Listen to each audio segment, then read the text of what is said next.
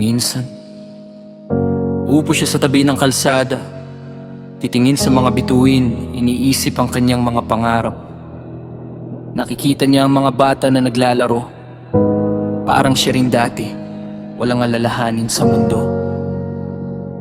Pero alam niya na ang buhay ay may halaga, kailangan pahalagahan ang bawat sandali. Natutunan niya na gamitin ang kanyang boses para baguhin ang mundo.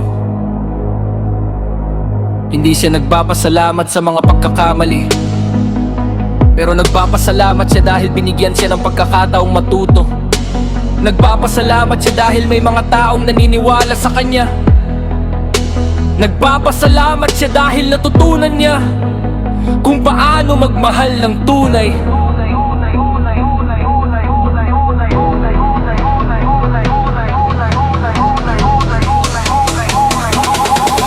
Faster mo. Sa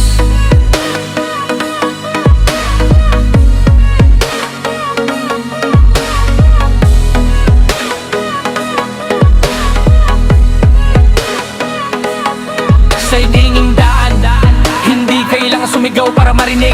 Ang lakas niya'y nasa puso, parang ilaw na hindi mamatay sa dilim. Sa hinging daan, bawat hakbang ay tuldok sa kwento ng buhay. So iba nagtatandap, tunay na saya ng kunan ng lakas ng isang tao.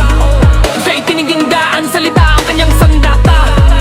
Hindi niya kailangan ng iba para patunayan na siya'y narito pa. Yarito pa. Ilan na nagsiyak sa'yo ang mga araw niyang nagsisimula ng magbago. Nagsimula siyang sumulat ng mga bars tuwing gabi, habang ang iba'y natutulog, siya'y nag-iisip ng mga salita. Mula sa mabagal na pagbibilang hanggang sa mabilis na parang kidlat, bawat isa'y puno ng kahulugan. Isang araw nag-rap siya sa harap ng mga tao. Lahat sila'y tahimik, pero nakita nila ang lakas sa kanyang mga mata. Sinabi ng mga tao, gusto naming marinig pa ang iyong tinig. Kaya't nagsimula siyang magtayo ng mga grupo.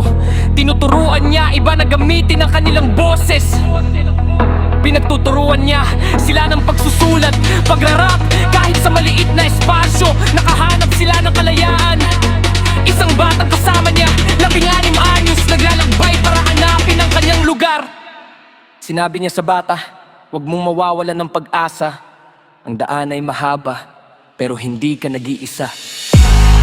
Ang musika ay kanyang dangan para iprating ang kanyang mensahe sa mundo.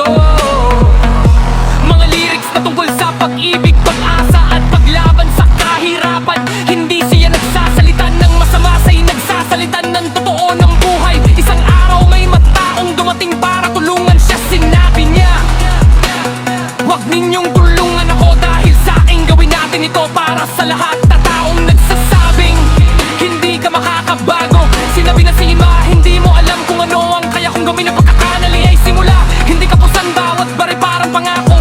Gagawin niya ang lahat para mabago ang mundo. Bawat salita ay parang liwanag, dadalhin niya to hanggang sa dulo ng daan.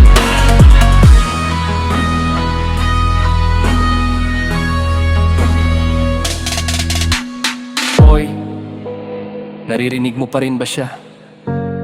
Yung taong naglalakbay sa lansangan, may tinig na hindi mapipigilan. Hindi siya naghahanap ng papuri, gusto niya lang sabihin ang totoo.